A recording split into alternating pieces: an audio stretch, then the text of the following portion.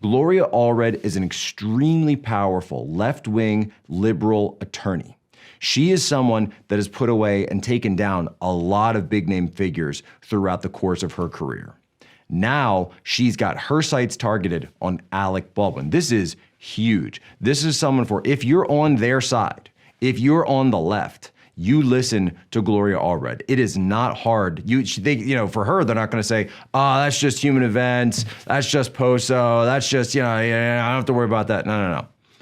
They're not allowed to ignore Gloria Allred. That ain't how the game is played. That's not how the new rules work. So listen to what Gloria Allred had to say on behalf of her client, delivering an extremely scathing press conference about Alec Baldwin. In our opinion, Mr. Baldwin chose to play Russian roulette when he fired a gun without checking it and without having the armorer do so in his presence. His behavior and that of the producers on Rust was reckless.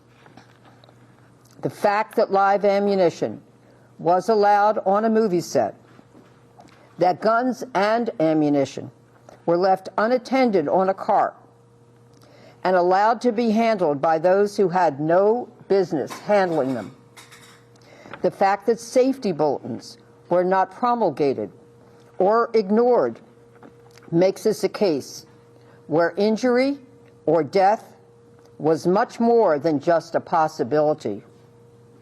It was a likely result. And in addition to all that, Russian roulette. A report out of Reuters. A crew member working on the Western movie Rust said in a lawsuit on Wednesday that the script never called for a gun to be fired during a scene that Alec Baldwin was rehearsing when he killed a cinematographer last month. Script supervisor Mamie Mitchell alleges Baldwin should have checked the gun himself for live ammunition rather than relying on the assistant director's assertion that the Colt 45 revolver was safe to use.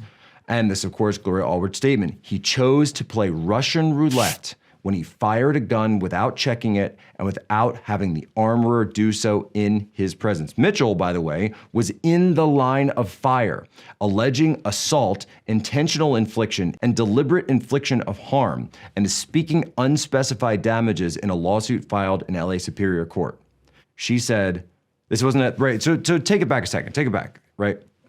I'm not even going to go into the rest of it right now. Understand the difference between Alec Baldwin and Kyle Rittenhouse. They want you to act as if it's like similar, some kind of similar situation. Oh, he fired a gun, he fired a gun. No, context matters.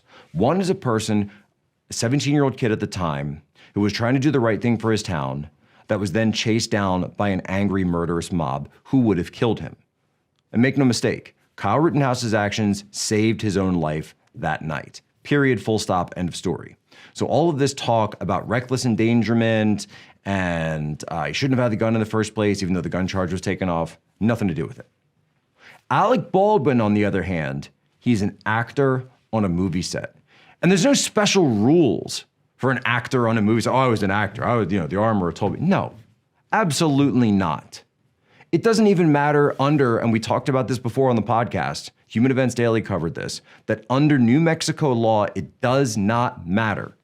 Actually, it doesn't matter who loaded the gun. What matters is who pulled the trigger. And who pulled the trigger was Alec Baldwin. And he did so with reckless disregard for human life. He did so with reckless disregard for the power of that dangerous instrument that he was wielding. He didn't care about the people he was pointing it at. He didn't care about the people who was standing behind. And that's the person, this Mamie Mitchell that we're hearing from today. She was standing behind the victim in this case. This is Charlie Kirk, founder and CEO of Turning Point USA. If you liked this video, be sure to subscribe to our YouTube channel at Turning Point USA.